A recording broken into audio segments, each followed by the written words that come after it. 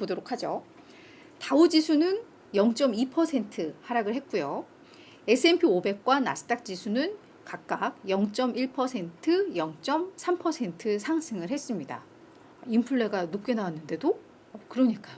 그래서 저희가 오늘 제목에 이제 미국 증시, 미국 투자자들 맷집 세졌구나 라고 저희가 오늘 좀 정리를 해봤는데 제가 오늘 핸드폰이 좀 이상한지 이게 계속 버퍼링이 좀 떠가지고 여러분들의 글이 잘 안 보여서 이걸 다시 한번 제가 세팅을 하고 좀 가도록 할게요. 네, 됐습니다. 그렇습니다. 그래서 그러면 일단 인플레가 어떻게 나왔길래 먼저 좀 살펴보도록 할게요. 자, 일단 월가에서는 인플레이션이 좀 높게 나왔는데 큰 경로, 우리가 예상했던 그 경로를 벗어나지는 않았다라고 판단을 하고 있습니다. 그렇기 때문에 시장에서도 이렇게 받쳐준 게 아니냐라는 해석들이 나오고 있는데, 다만 이번 인플레 수치를 보니까 9월 동결은 뭐 변함이 없을 것 같긴 한데 아마 11월이나 12월쯤 한 번쯤은 더 인상을 검토할 수 있겠다, 연준에서. 지금 수치를 보면 약간 그렇다라고 이야기를 하고 있는데요. 우리가 CPI는 네 가지를 늘 나눠서 보죠. 이게 헤드라인 CPI, 그러니까 모든 물가 다 집계한 CPI 하나 있고, 거기에서 변동성이 큰 뭐 식료품 가격이라던가 에너지 가격을 뺀 근원 CPI 해서 이게 또 전년 대비 얼마나 올랐냐, 뭐 전월 대비는 어떠냐 해서 이 네 가지를 보게 되는데, 일단 헤드라인을 좀 보시면 시장에서는 3.6 예상을 했었거든요. 근데 이게 3.7%가 나왔습니다. 이게 7월 CPI는 3.2였으니까 확실히 한 달 새 많이 높아졌죠. 이게 지금 14개월 내 최고치로 기록이 됐습니다. 아무래도 국제유가가 7월부터 꿈틀거리기 시작해서 8월에 많이 올랐었죠. 이런 부분들이 이 물가에 다 반영이 됐다라고 보시면 될 것 같고, 전월 대비 요게 이제 0.6이 나왔는데요. 시장의 예상 0.6과 같았습니다. 근데 전월에 이게 0.2였으니까 확실히 좀 많이 올랐죠. 그리고 이제 변동성 항목들을 뺀 근원 CPI 전년 대비 4.3% 늘어나면서 역시 이것은 예상에 부합을 했고요. 다만 전월 대비로도 0.3이 나오면서 전월은 물론 예상치보다 높게 나왔습니다. 이 오른쪽 차트를 보시면 아시겠지만 이 근원 CPI, 뭐 지금 에너지 가격이 많이 높아져서 CPI가 많이 올랐다 이런 얘기 나오고 있는데, 그거 제외해, 식료품 가격 제외해 그랬음에도 불구하고 이게 이제 갑자기 고개를 콕 쳐들기 시작을 한 거죠.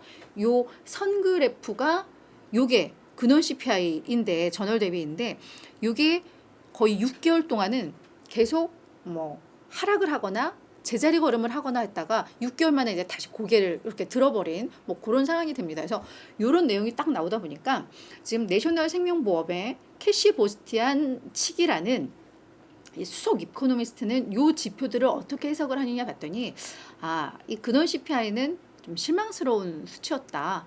이 결과는 연준이 매파적인 경계심을 갖게 할 수치다라고 하면서 11월과 12월에 추가적인 금리 인상 가능성을 좀 시사한다고 볼 수가 있겠다라고 해석을 했습니다.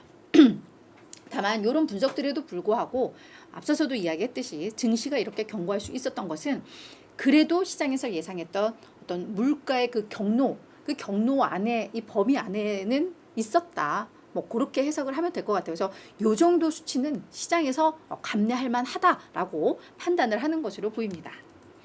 우리 JP모건 네, 여기 요 부분이에요. 요 부분. 오늘 나온 수치가 0.6이니까 여기잖아요. 여기 0.5에서 0.7 사이 나왔을 경우 지금 왜 안 보이지?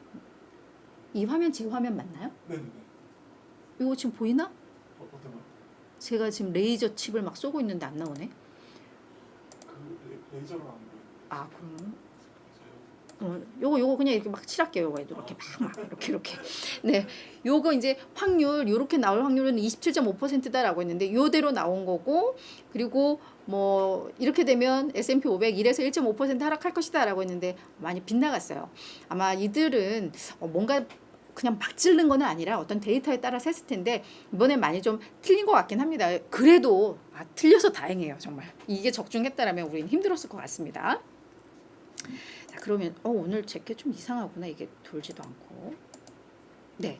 자, 그러면 시장에서는 증시가 이렇게 뭐 경고했어요. 그게 뒷받침되는 게 뭐 인플레이션 지표가 예상보다는 뭐 예상 수준이거나 예상보다 조금 더 높게 나왔지만 이 금리 정책에 대해서 시장의 판단이 바뀌지를 않았어요. 그러니까 그냥 월가 전문가들, 이코노미스트들이 생각하는 것과 실질적으로 매매를 하는 트레이더들, 투자자들은 그렇게 보질 않는 것 같아요. 이 체감도가 좀 다른 것 같거든요.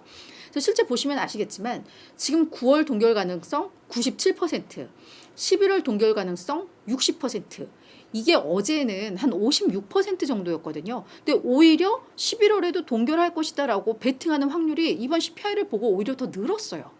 좀 의외입니다. 그죠? 그리고 12월에도 동결 가능성 56%.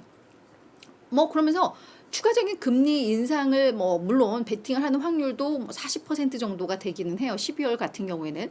그렇지만 여전히 동결에 더 많이 힘이 실리고 있고, 그래서 전반적인 그냥 시장의 어떤 투자자들의 컨센서스는 계속 동결하다가 한 내년 5월, 6월 이때는 오히려 금리 인하할 걸, 이러한 전망, 예측, 기대감의 변화가 없었다라는 겁니다. 그래서 시장이 버텨줬다라고 이해를 하면 될 것 같아요. 자, 그러다 보니까 실제로 국채금리도 뭐 이게 인플레이션이 되게 부담스럽게 작용을 했다면 국채금리도 올랐어야죠. 긴축에 대한 우려가 커지면서. 근데 국채금리도 다 내렸어요. 그러니까 이 지표를 시장에서는 부담스러워하지 않는다라는 거예요. 계속 반복적으로 모든 데이터들이 그렇게 나와요.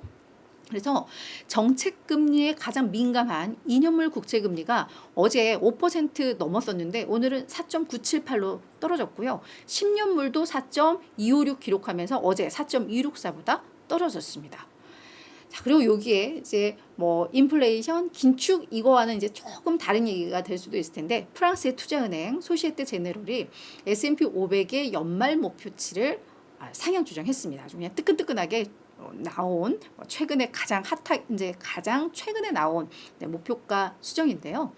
당초 이 소시에테 제네럴은 시장에 대해서 다소 좀 보수적으로 봤던 것 같습니다. 그래서 연말 목표치 한 4,300 정도 예상을 했는데 이게 경제에 대한 우려를 많이 이야기를 했었는데, 딱 뭐라고 하냐면 투자자들이 보다 낙관적인 경제 전망을 하고 있고 이게 계속 지수에 반영이 되고 있는 것 같다. 그러면 우리가 예상했던 것, 당초 예상했던 것만큼 지수가 내릴 것 같지 않다라고 하면서 연말 목표치를 4,750으로 상향 조정을 했습니다.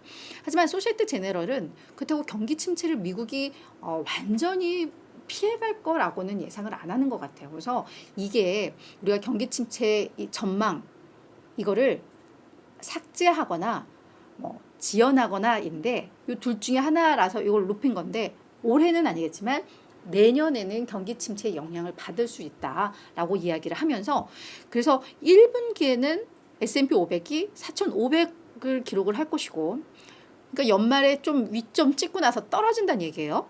2분기에는 3,800까지도 떨어질 거다. 이때가 이제 경기 침체에 대한 그 우려가 가장 깊이 작용이 될 거다. 그러다가 3분기에 4,200, 4분기에 4,750으로 다시 올라설 것 같다. 그러니까 내년 상반기에 저점 찍고 하반기부터 개선이 된다라고 소시에테 제네럴에서는 보고 있는 것 같습니다. 자, 그리고 이거 되게 반가운 소식인데 약간 반신반의하기는 합니다. 중국 외교부가요, 언론 브리핑을 통해서 애플의 아이폰 사용 금지 우리 한 적 없어 라고 공식적으로 부인을 했습니다. 반가운 소식인데요. 다만 그 내용을 보면 이게 부인한 거야 아니야 라는 싶기는 해요.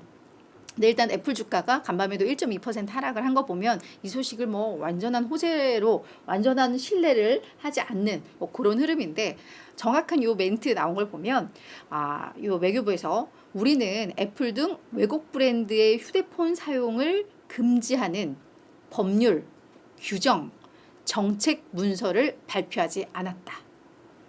그러니까 이게 우리는 금지한 바가 없다라고 했으면 모르겠는데, 거기에 뭐 법률, 규정, 정책 문서를 발표하지 않았다라고 하니까 공식적으로는 안 했지만 이게 비공식적으로는 했을 수 있다라고도 해석이 될 수 있는데, 뭐 아무튼 이건 뭐 저의 내피셜이고요.